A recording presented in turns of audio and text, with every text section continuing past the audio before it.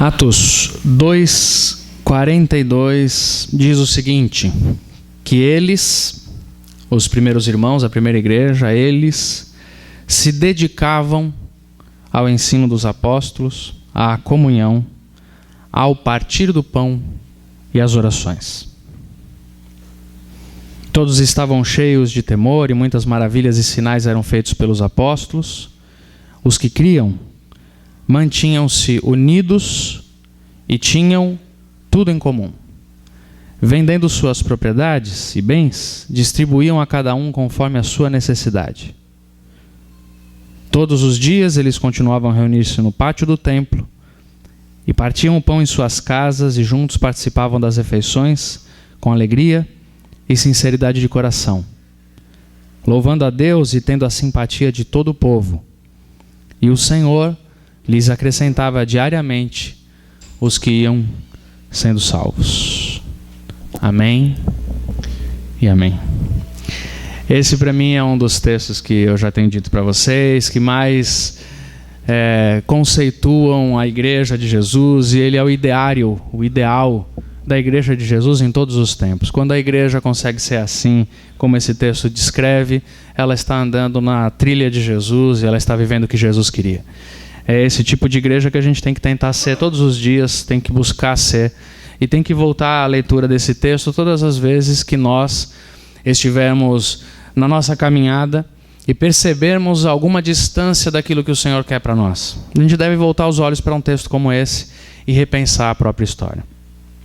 Eu já lhes falei que os irmãos se dedicavam ao ensino e eles davam atenção a isso, eles entendiam que a palavra era necessária e eles se dedicavam a estudar o Evangelho e a palavra a partir do ensino dos apóstolos. Eles davam atenção a isso, dedicavam suas vidas, seus recursos, o seu tempo. Eu já lhes falei que eles dedicavam-se à comunhão e eles entendiam a importância de viverem juntos, de terem comunhão uns com os outros. E hoje eu quero falar para vocês que esses irmãos se dedicavam à solidariedade, ao compartilhar. Eles partiam o pão e os bens. Eles dividiam o que tinham. O texto fala claramente assim que eles não tinham nada para si mesmos. Eles tinham tudo em comum. Eles viviam uma comunidade. O que é uma comunidade, senão o propósito de termos e vivermos em comum. E eu tenho para mim que um dos sinais mais verdadeiros, mais concretos de que nós estamos em comunhão com alguém é quando o que temos não é só meu, é nosso. Acho que o sinal mais concreto de que uma pessoa faz parte deste ambiente do reino de Deus é se aquilo que ele tem não é só seu, é de mais gente. Queria dizer isso para você assim, sem crise nenhuma, sem nenhum pudor, tentando me isentar de todos os conflitos que há no mundo religioso a respeito de dinheiro e tudo mais, mas eu queria dizer uma coisa de todo o meu coração para você. O maior sinal de que uma pessoa recebeu e está sentindo o reino de Deus dentro de si é que o bolso dela se converteu. É que o pão dela não é só dela, é que a casa dela é aberta para mais gente, é que o que ela come é de todo mundo, é que o que ela tem de recurso não é só seu. Simples assim. Infelizmente, existe uma outra linha de pregação evangélica no mundo hoje que diz que o maior sinal de conversão e reino de Deus é se você enriquece. Eu digo diferente. O maior sinal de que Deus entrou na sua vida é se você diminui o que você tem para só seu. E aquilo que é seu passa a ser de mais gente. Se você entra numa igreja e faz parte de uma religião que diz que o sinal da bênção de Deus é um enriquecimento, eu queria dizer que você está na trilha errada. Cuidado, que você vai bater na porta errada no final. Porque de acordo com o reino de Deus, o sinal de que você está na trilha do reino de Deus, do Evangelho de Jesus, é se você se sente dono de menos coisa. Porque quanto mais coisa você tem, mais é de todo mundo. Quanto mais você se sente dono, quanto mais você enriquece só para você, você não está na trilha do Evangelho. Isso é uma outra pregação maldita da prosperidade. Isso não vem de Deus. Do Senhor vem a pregação de que aquilo que eu tenho não é meu, mas é nosso. Ninguém deveria fazer a oração pedindo pão, ou esperando pão, ou agradecendo ao pão, se não fosse o pão nosso de cada dia, como ensinou Jesus. Se você, por exemplo, abrir a sua Bíblia em Atos capítulo 4, você vê que esta questão, ela se torna uma questão de um sinal presente na vida da primeira igreja. Atos capítulo 4, eles ainda estão vivendo um movimento muito grande de conversões, Deus acrescentando muita gente para a igreja, lá em Jerusalém, muita gente chegando, muita gente se convertendo, e aí em Atos capítulo 4, no 32, que beleza, vamos lá, isso é um orelhão, isso não é um celular, você me lembrou o tempo da Telesp. Atos 4:32 nos diz que havia uma multidão que cria, da multidão dos que creram, eles tinham uma mente e um coração. Como é que você registra isso? Que foto você tira de que as pessoas estão unidas? É muito bonito isso daqui. Você pode tirar uma foto da união numa torcida organizada. Você fala assim, esses caras são um só, estão abraçando, se beijando. Parece até a final de um campeonatozinho que teve há um tempo atrás aí, sem tanta importância. E que a turma estava toda eufórica e se abraçando. Não sei por que os caras estavam tão empolgados. Mas isso é uma foto. Você olha para aquilo e você fala, esse povo está unido, esse povo vive junto. Aí tem um bando de louco, não é isso que a turma diz?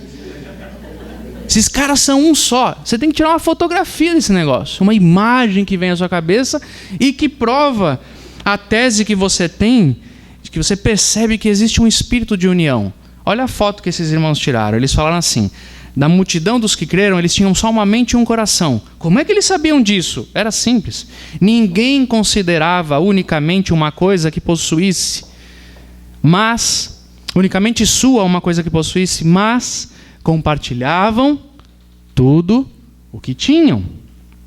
Versículo 34, não havia pessoas necessitadas entre eles, pois os que possuíam terras e casas vendiam e traziam dinheiro da venda e colocavam aos pés dos apóstolos, e cada um contribuía, que eles contribuíam e compartilhavam, distribuíam, segundo a necessidade de cada um.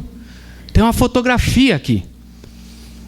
Eles estavam vivendo um momento da igreja de grande presença do Espírito de Deus. Deus estava ministrando na vida daquele povo e eles tinham um só coração. Se você fosse tirar uma foto de uma igreja que vive o Espírito de Deus, qual a foto que a gente tiraria hoje? É provável que, de acordo com a tendência que nós temos no mercado religioso, a foto seria um auditório repleto de gente com a mão para cima, cantando em louvores ao Senhor. É uma boa foto, mas não é uma foto tão boa quanto essa daqui. Você talvez tirasse uma foto de uma multidão de gente chegando num auditório, lotando um lugar. É uma foto interessante, tem bastante gente junta, mas não é tão forte quanto essa daqui. A foto mais forte, o extrato mais forte de uma realidade que mostra a unidade da igreja é essa. O que eu tenho não é meu, o que eu tenho é nosso. E é de verdade, porque eu compartilho do que eu tenho para todo mundo. Queria dizer isso para você. A marca mais forte de que uma igreja é unida é quando ela vive na relação de cada um dos seus membros uma solidariedade tão profunda que ninguém mais chama do que tem somente como seu, mas sempre chama como nosso. Sempre chama como nosso. Queria que você guardasse isso. O sinal de unidade, o sinal mais forte de unidade de uma igreja é quando ela vive uma relação de tanta troca de bens, de tanta troca de recursos, em que, como o apóstolo Paulo disse em 2 Coríntios 9, eu quero falar para você ler esse texto. 2 Coríntios 8, versículo 13. O sinal de que uma igreja é unida é quando o versículo 13 de 2 Coríntios 8 começa a acontecer. O apóstolo Paulo fala, olha, o nosso desejo não é que algumas pessoas sejam aliviadas enquanto outras sobrecarregadas, mas que haja igualdade. No presente momento, a fartura de vocês suprirá a necessidade de outras pessoas, para que, por sua vez, a fartura deles um dia supra a necessidade de vocês.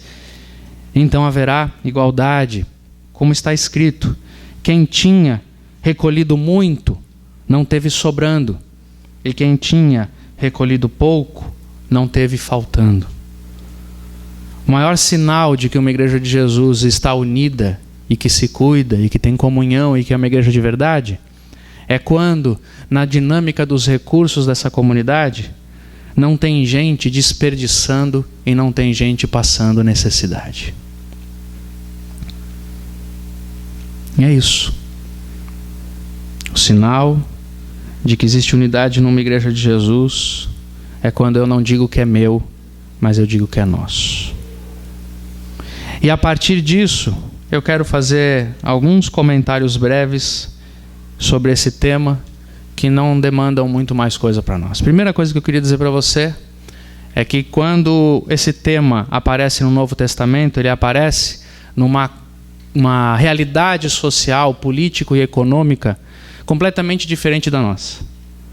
Naqueles dias, como foi durante muito tempo na história da humanidade, isso mudou há pouquíssimo tempo na nossa escala de valores. Naqueles dias, o que se distribuía era o resultado da produção. Por isso que se dá ênfase ao pão. Eles precisavam distribuir pão e casa. Pão, casa e roupa. As pessoas precisavam comer, as pessoas precisavam morar e as pessoas precisavam vestir. Era sob este nível que o apóstolo Paulo está falando que ninguém podia viver abaixo desta dignidade. Ninguém na igreja poderia ficar sem comida, roupa e casa. Tratava-se de uma realidade social que girava em torno da produção. Os homens batalhavam para produzir, plantar o trigo, moer o trigo, fazer o pão e distribuir o pão. E era algo absolutamente inimaginável uma comunidade de gente que se dizia cristã deixar alguém sem pão, sem roupa, sem casa. Qual que é a diferença daquela sociedade para a nossa sociedade? É que a nossa sociedade não é a sociedade de produção. A nossa sociedade, nós aqui que vivemos neste cinturão rico do país, nós vivemos em função do consumo. Nós não vivemos em função da produção. Nós vivemos em função do consumo. Eu e você consumimos hoje, na nossa vida e na nossa história, infinitamente mais recursos do que uma pessoa abastada há 200 anos atrás num país, num continente europeu, por exemplo. Nós vivemos forçados pela relação do consumo.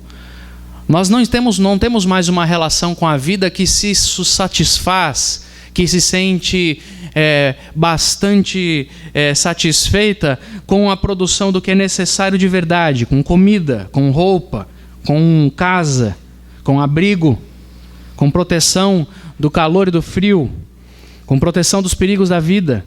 Nós estamos muito além na nossa relação de consumo do que é produzido no mundo. A gente precisa das roupas mais caras. A gente precisa dos carros mais luxuosos. A gente precisa dos aparelhos tecnológicos mais desenvolvidos. Nós determinamos para nós mesmos que a nossa necessidade é muito mais supérflua e banal do que aqueles irmãos estavam chamando de necessidade. Essa é a primeira questão que a gente precisa repensar na nossa maneira de ver o mundo, de pensar o mundo. Posso garantir para você que boa parte das tensões da sua alma, das dúvidas do seu coração, dos medos que você tem em relação ao futuro, estão pautados num consumo desnecessário para com a vida. E aí nós vamos deixando gerar no nosso coração uma ansiedade enorme, que não é mais por pão, é por grife, é por status, é por conforto exagerado, é por luxo dispensado, é por banalização do consumo. E são essas pessoas, somos eu e você, que vamos aos auditórios religiosos, que vamos a Deus, pedindo a Deus nos sustente, nos dê o pão de cada dia. Seja bem sincero, o que você está pedindo para Deus é um pouquinho mais do que o pão de cada dia. O que a nossa alma se sente apegada, ao que ela se sente apegada, é um pouco mais do que a proteção da casa e o abrigo da roupa. Nós enchemos o nosso coração de uma projeção de necessidades tão desmedida que transformamos o nosso objetivo na vida num consumo completamente dispensável, e por causa disso nós sofremos tanto, carregamos tantos pesos e vamos a Deus buscando estas coisas tão supérfluas, tão banais, e criamos uma sociedade baseada no consumo sem nenhuma medida, sem nenhum cuidado, e construímos nossas igrejas baseadas, nossas relações de fé baseadas nesta mesma realidade de consumo. A nossa fé está apoiada nisso. É por isso que existe entre nós essa tragédia chamada teologia da prosperidade, que diz que Deus quer que você seja rico. Eu não vou nem ficar abrindo tantos textos aqui, mas se você quiser ler a palavra com um pouquinho mais de cuidado, você vai ver que Deus não somente não quer que ninguém fique rico, como Ele diz que isso é o grande Deus da alma das pessoas, é o dinheiro.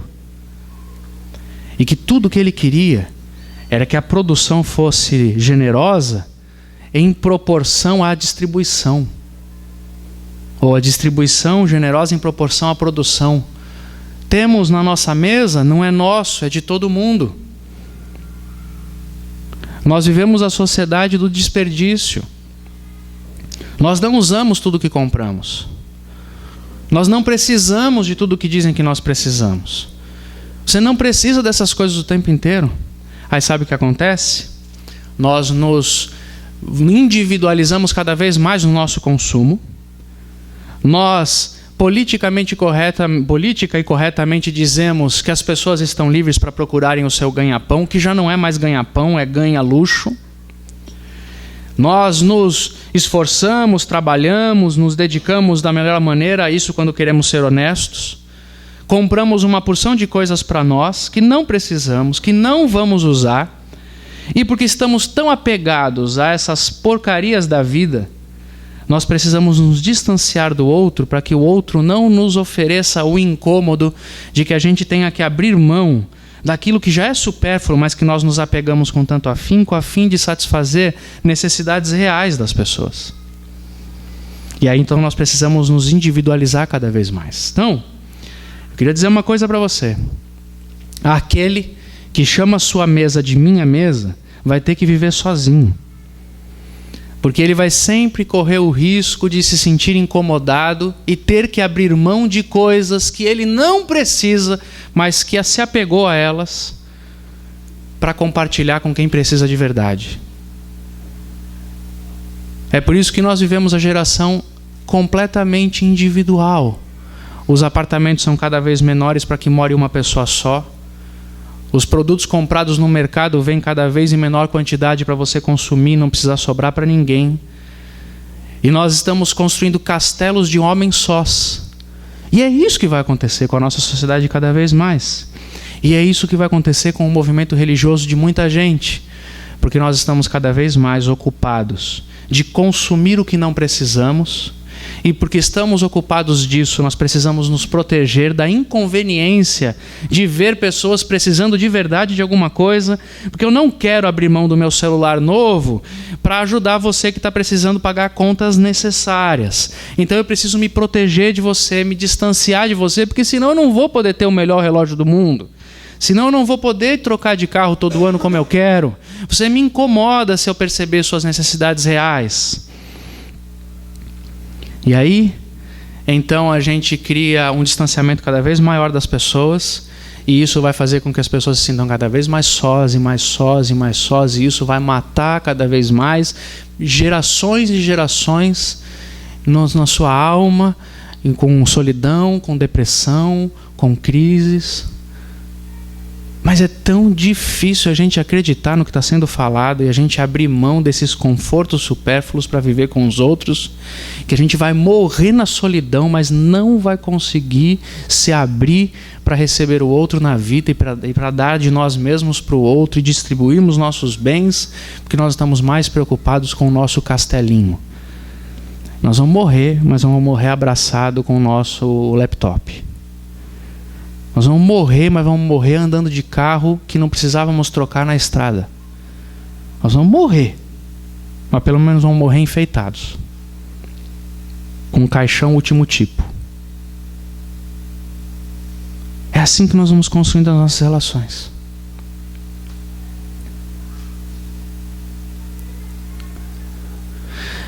Por que nós hoje somos uma geração de consumo e nós começamos a chamar de necessidade o que não é necessário? Porque o nosso problema não é pão. O nosso problema já é muito maior, nós temos um status para preservar.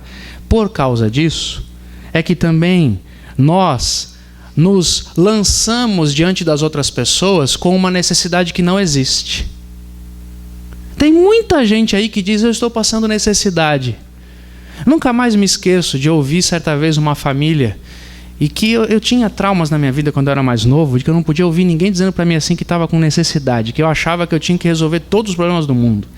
Nunca mais me esqueço de uma família, um casal conversando das necessidades. Está muito difícil, está muito difícil, está muito difícil, não sei o que eu vou fazer.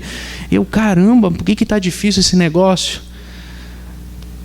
E uma semana, ou 2 semanas, 3 semanas depois, eu vi que a mulher ganhou de aniversário um carro importado, último tipo. Aí eu olhei para aquilo e falei: o que eu tô ouvindo mesmo? O que está difícil, meu irmão? É que você não está podendo trocar de carro? É isso que está difícil? O que está difícil na sua vida? É que você está com um celular que faz 3 anos? É isso que está difícil? Essa é a sua necessidade? Você vem falar para mim, para a igreja, para Jesus, que a vida é difícil? O que é difícil? Essas pseudo-necessidades que as pessoas vão criando também, elas vão fazendo muito mal para as congregações, para as igrejas, para os ambientes comunitários. Por quê? Por trás dessa mensagem que eu estou pregando aqui, de que tem que ter igualdade, quem tem muito não pode ter sobrando, tem muita gente que não vai atrás do seu sustento, que fica com pouco por sem vergonhice, e depois vem usar um discurso como o meu, que está sendo gravado, para dizer: tá vendo como a igreja é ruim? Que eu não tenho o que eu preciso. O que é que você precisa? Está comendo, meu filho? Está morando? Está andando? O que mais que você precisa? Eu preciso ter o carro que ele tem. Quem disse? Precisa, mas não trabalha? Não vai atrás para conquistar? Não dá duro na vida? Eu estou numa necessidade tremenda. Tá mesmo, vai vender alguma coisa na rua, vai trabalhar. Não, mas eu não sei fazer isso. Aprende. Mas como eu vou fazer se minha família nunca fez? Imagine eu, uma mulher da alta sociedade, tendo que vender pano de prato na rua. Então morra de fome. Que necessidade é essa? Eu, um alto executivo, trabalhei a vida inteira tendo meus empregados. Como é que eu vou? Vai arrumar emprego vendendo sapato, meu filho. Vai vender plano de saúde, vai vender seguro de carro, vai vender alguma coisa. Você não tem habilidade manual, vai lá, faz caminhãozinho e vende na rua. Porque necessidade é o seguinte: eu fiz de tudo, eu fui vender, eu fui roubado, entrou água na minha casa. Não tem comida na minha despensa porque eu perdi tudo, eu estou falido. Você pode ficar tranquilo, que você nunca vai deixar de comer. Vai comer na minha casa, você vai morar no quarto do meu lado. Mas espera um pouquinho, nós estamos falando o quê? Que você está com necessidade de pagar as prestações do apartamento que você atrasou? Não é a vida, você vai perder o apartamento? Eu não tenho apartamento próprio. Como é que eu vou fazer? Eu vou perder minha casa de 3 quartos para morar num apartamento de 2 quartos só. Ai, pobrezinho. Eu vou ter que vender minha Ferrari para andar de Fusca. O problema é seu. Do que nós estamos chamando de necessidade aqui?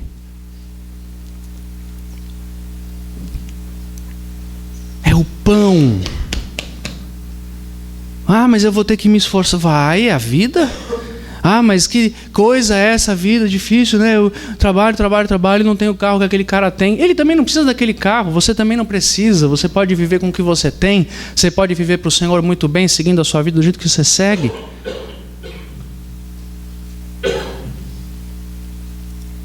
Aqueles irmãos se dedicavam a compartilhar os seus bens com seriedade. No texto que você leu comigo, se você prestar atenção em 2 Coríntios 8, o Paulo fala assim: a minha intenção não é que vocês fiquem sobrecarregados para que eles fiquem aliviados. Minha intenção não é essa, minha intenção é que haja igualdade. Mas a minha intenção não é sobrepeso. Minha intenção não é sobrecarga em ninguém. E me parece muitas vezes que atrás desses discursos sociais que a gente tem, que são muito importantes, mas atrás desses discursos religiosos e cristãos que dizem que a gente tem que compartilhar o que tem para ajudar o outro, muita gente se esconde e deixa de trabalhar como tem que trabalhar e chama de necessidade o que não é necessidade e faz pressão para receber ajuda quando não tem que receber. Me lembro muito bem uma lição que eu aprendi com um pastor amigo meu, quando trabalhava com ele. Estávamos conversando numa reunião de pastores da igreja e chegou um pedido de ajuda. E eu ainda lá no começo do ministério tentando entender as coisas todas, e esse homem, esse amigo, recebeu o pedido de ajuda e falou: não, a igreja não vai ajudar essa família. Eu, caramba, é mesmo? É. Porque qual era o pedido de ajuda? Cobrir cartão de crédito. Aí ele falou assim: fica tranquilo que cartão de crédito estoura, nome sujo. O dia que precisar comprar comida e roupa, a gente não vai deixar faltar. Agora, comprou cartão de crédito é uma coisa que gastou por quê? E pode ficar tranquilo, que eu sei que existem casos em que a gente gasta cartão de crédito para pagar a UTI do filho. Ah, mas você sabe muito bem, não adianta pensar, olhar para mim de um jeito diferente, você sabe muito bem que você não queima o seu cartão de crédito para pagar a UTI do seu filho. É por outros motivos que a gente faz essas coisas. As pessoas se acham no direito de fazerem dívidas. As pessoas acham-se no direito de comprar televisão de plasma e pedir cesta básica na igreja. Tem alguma coisa errada com isso. Não sei se você entendeu a lógica. O cara entra no carnê para pagar R$150 por uma porcaria de uma televisão e depois fala que não tem dinheiro para comprar comida. Entende o que eu estou dizendo?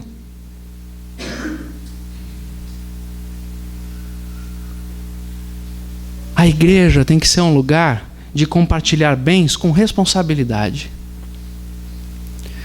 Com responsabilidade. Por isso, o que eu queria dizer para vocês hoje de manhã é o seguinte: se você, coloque uma regra no seu coração, se você está consumindo mais do que você precisa, você está dando um tiro no pé, você está fazendo uma coisa terrível, e você vai fazer um mal para a sua vida, para a vida das pessoas que estão ao seu lado. Você não entendeu o reino de Deus não está no seu coração, e você não faz parte da igreja de Jesus, espiritualmente falando, com toda a intensidade que você poderia fazer.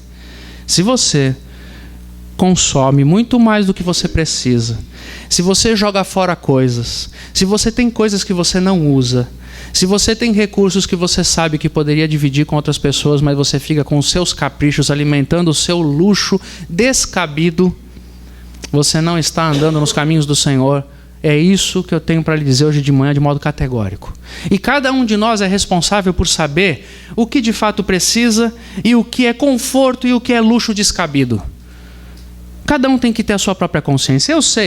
Eu sei quando eu tenho a minha necessidade e ela está suprida. E sei também quando eu posso ter coisas na minha vida que não são luxos descabidos. E sei também quando eu estou querendo atravessar o limite, gastando coisas sem nenhum propósito. Eu sei também. Eu sei olhar para o meu guarda-roupa e dizer: isso aqui eu uso, isso aqui eu não uso. Eu sei olhar para as minhas coisas ao redor e dizer: isso aqui eu tenho, eu uso, isso aqui não sei por que está aqui ainda. Eu sei. Cada um de nós tem que ser responsável por saber quais são os limites da sua vida. E se você consumir mais do que precisa, guardar o que não usa e não dividir do que você tem, você está dando um tiro no pé, trilhando um caminho religioso que vai te levar para a morte, que não tem nada a ver com o Evangelho. Porque no Evangelho, nada do que você tem é seu, nada do que eu tenho é meu, tudo é nosso. E se é tudo nosso, está tudo a serviço do reino. E se o que eu estou usando, e se o que eu tenho comigo não está sendo usado, não é meu. Não é meu. Eu aprendi com uma amiga minha essa frase, esse conceito, e nunca mais deixei na minha cabeça. Toda vez que você tem alguma coisa na sua casa que você não está usando de verdade, isso não é seu, você está roubando. Alguém está precisando e você está sonegando. Coloque isso como uma regra na sua vida. Não deixe guardado nada que você não usa. Tem aparelhos na sua casa que estariam sendo úteis em algum lugar. Há livros na sua casa que seriam úteis em algum lugar. Há música na sua casa que seria útil em algum lugar. Há aparelhos, há objetos, há tanta coisa na sua vida que você não usa. Você guarda por quê? Tem gente que guarda porque tem medo de perder, porque viveu uma vida muito pobrezinha. Eu quero te libertar em nome de Jesus da sua pobreza de infância aqui de manhã. Para com essa conversa de que eu era tão pobrezinho, marré desci, que hoje eu preciso ter uma casa com 20 lustres de cristais para poder me sentir bem. Isso é uma maldição. Para com essas conversas, não tenha medo. Porque foi o Senhor que te protegeu, te trouxe até aqui, é o que vai te proteger, te dar tudo o que você precisa sempre. Por que a gente guarda? Por que a gente retém? Por luxo, por vaidade, para mostrar. Isso tudo é pecado, isso é maligno. Entenda isso no seu coração. Quem não compartilha do que tem, quem não chama de nosso o que tem, não está sob a força do reino de Deus. O reino de Deus não te habita, meu irmão, minha irmã. Você é um religioso evangélico, fraquinho, que fica levando suas demandinhas para Jesus e saindo animado depois de um culto. Você não sabe nada do evangelho, você não sabe nada do reino de Deus. Deixe o reino de Deus entrar na sua vida. Como é que ele entra, pastor? Através da música, da unção, da mensagem, do poder de falar. O reino de Deus se vê na solidariedade da sua mesa. Essa é a melhor fotografia do reino de Deus. Essa é a melhor fotografia do reino de Deus. Divida no pouco, divida o que já tem. Não queira ficar rico para poder dar para as pessoas. Eu tenho um grande projeto na vida, eu quero ficar rico para ajudar uma instituição de caridade. Você nunca vai ajudar a instituição de caridade nenhuma, se você tiver esse discurso, nunca. Quando eu tiver bastante dinheiro eu vou fazer. Vai nada. Para de ficar usando essa oraçãozinha para trocar com Deus. Você é safado. Senhor, se o Senhor me abençoar esse ano e eu prosperar, eu vou ajudar. Vai coisa nenhuma. E Deus não precisa da sua oraçãozinha banal não para ajudar a obra de caridade. Ele nem precisa de você. É você que precisa entrar no circuito da bênção, da solidariedade no reino de Deus. Divida do pouco que você tem. Divida, compartilhe, dê. Entre nesse circuito e você será abençoado e salvo dessa mediocridade evangélica e religiosa à qual a gente se submete tantas vezes na vida. Quero ser categórico hoje de manhã, falar com firmeza o que eu tiver que falar. Se você tem só para si, se você guarda o que não usa, se você não divide o que tem, se você não dá para o outro, eu queria lhe dizer que você não está vivendo no ambiente do reino de Deus. Na melhor das hipóteses, você é um bom religiosinho, mas você não experimenta o reino de Deus na sua alma. E a segunda coisa que eu quero dizer para vocês a respeito dessa vida de solidariedade, esta vida comum da igreja é: não me venha com pseudo-necessidades. Não fique demonstrando uma necessidade que não existe.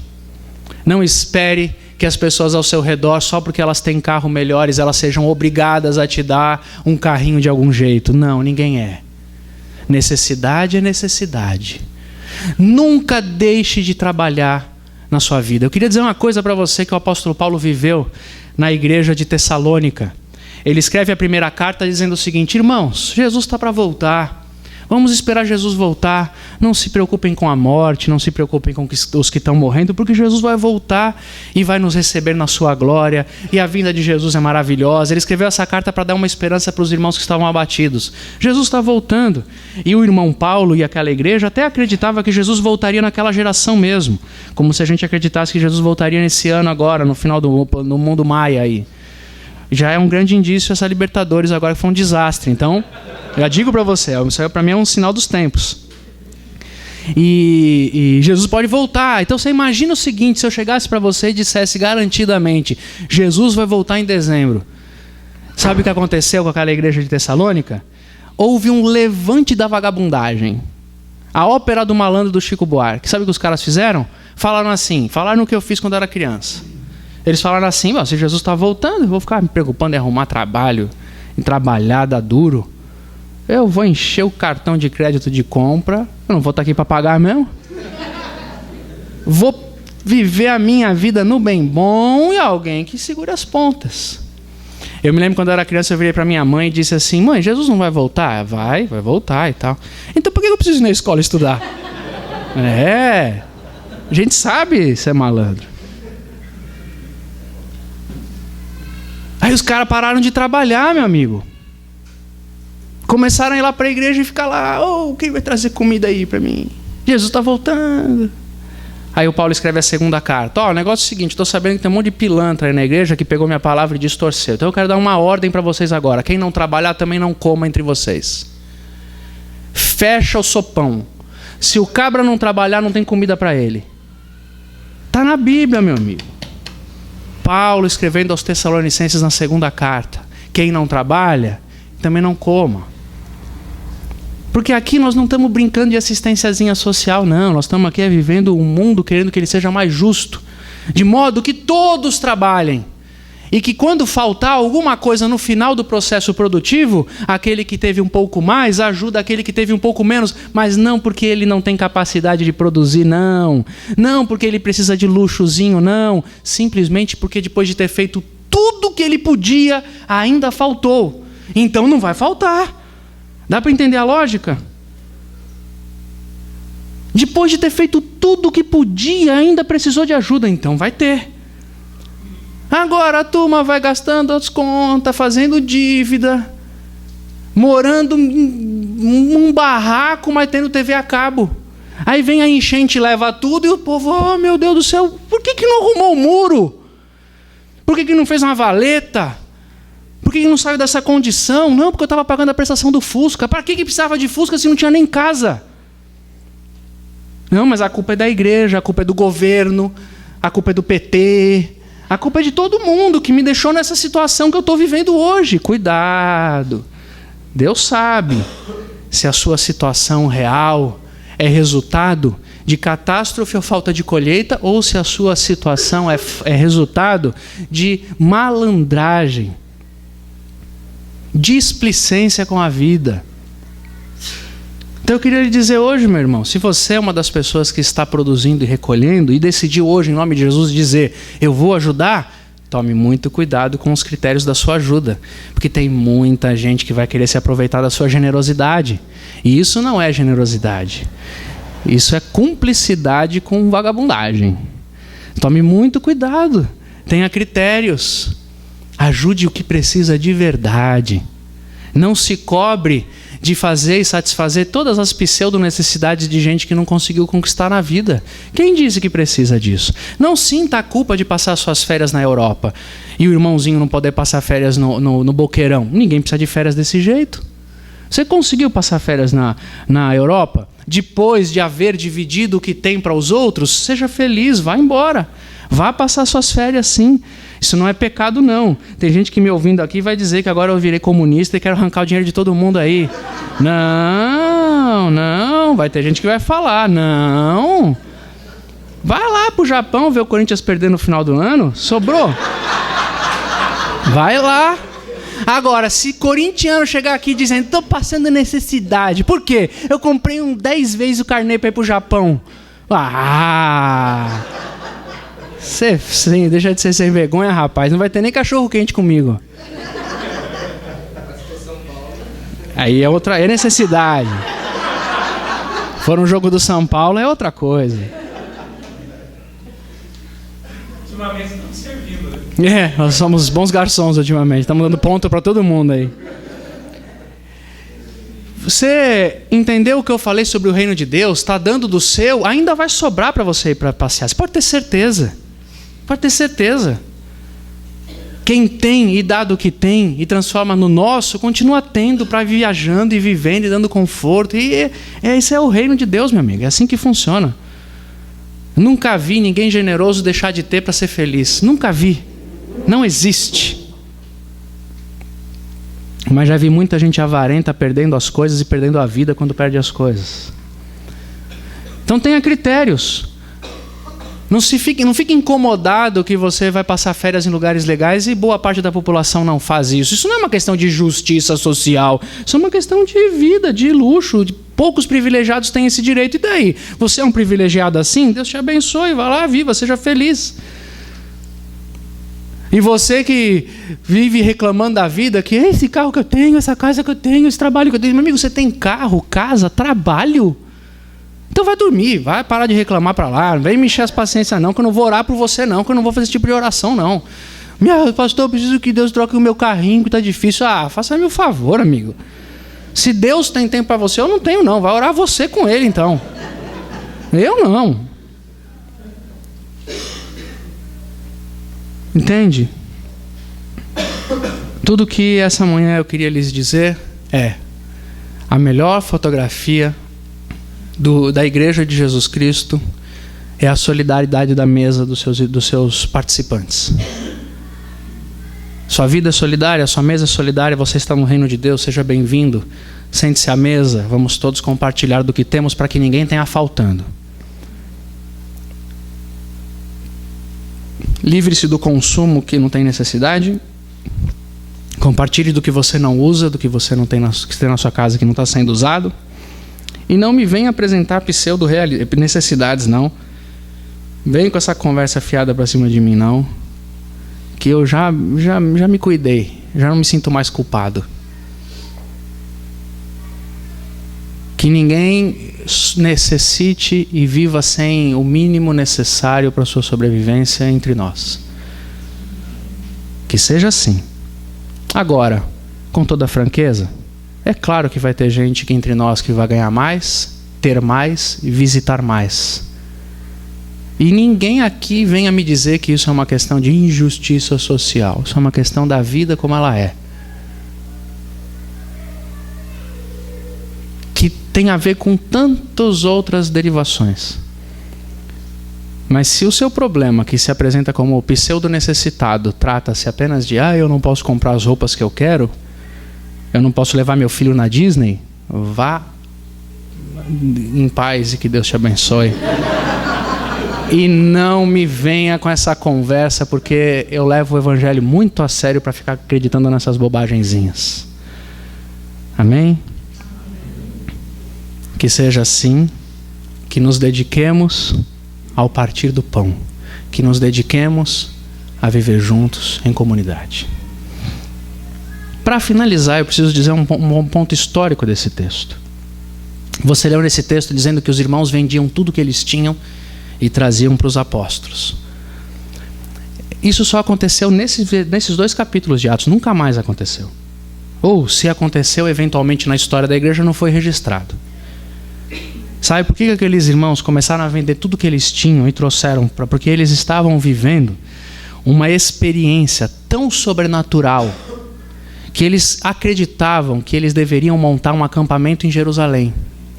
Eles estavam vendendo suas propriedades onde eles moravam, estavam trazendo todo o dinheiro porque eles iam construir uma vila em Jerusalém, a vila dos cristãos, dos judeus convertidos, a vila dos irmãos que ficavam juntos recebendo o Senhor. Eles estavam achando que Jesus ia voltar na semana que vem. Aquilo era um fator emocional para eles tão forte que eles foram vendendo tudo mesmo. Só que logo depois, quando a igreja de Jerusalém começou a se estruturar, ela foi perseguida em Jerusalém e ela se espalhou. Porque a palavra de Deus não era: venham para Jerusalém e fiquem em Jerusalém, vendam tudo o que vocês têm e construam a grande vila espiritual do mundo em Jerusalém. Ele não disse isso, ele disse: fiquem em Jerusalém, quando vocês receberem poder, vocês vão para os confins da terra. E meu amigo, para ir para os confins da terra, você precisa do seu carro, do seu trem, da sua casa, do seu dinheiro, você precisa sair viajando, vivendo. E aí os irmãos não começaram mais a vender tudo que eles tinham para trazer para os pés dos apóstolos. Eles usavam o que eles tinham em prol do reino de Deus, mas eles administravam o que eles tinham. Suas casas foram sendo usadas para a igreja, nós vimos isso semana passada. O dinheiro deles foi sendo usado para a viagem dos missionários. E eles foram se espalhando, porque Deus quer que tudo que você tem seja administrado por você, se você tiver o reino de Deus no seu coração, e não pelos apóstolos. Por que eu estou falando isso? Primeiro, para que você nunca mais caia na mentira de qualquer pastor, qualquer profeta que diga para você: venda tudo que você tem e traga para os meus pés que eu vou administrar. Não é isso que Deus quer. E segunda coisa, para que nenhum desavisado social, militante, ultra extrema esquerda, com faca na caveira, os caras que querem tomar, os Robin Hood da vida querem tomar todo mundo, e pegam esse texto e falam: tá vendo? Os ricos deviam vender tudo aqui, dá pra cá, porque tem que fazer. Não. Quer uma outra lógica? Jesus Cristo chamou um rico no caminho e falou: venda o que você tem, dá aos pobres e me segue. E esse disse não. no capítulo seguinte, ele entrou na casa de um rico chamado Zaqueu e ele não pediu dinheiro para o rico chamado Zaqueu. O Zaqueu falou assim: eu vou pegar metade do que eu tenho, pagar as minhas dívidas e dar aos pobres. Ele não pegou tudo, ele pegou só metade do que ele tinha. Lamento lhe informar, se você é de ultra-esquerda e achava que Jesus era o Che Guevara de Judá, dançou. Ele não é. Você pode continuar com as coisas que você tem, conquanto o que você tem faça parte do reino de Deus. Entende o que eu estou dizendo?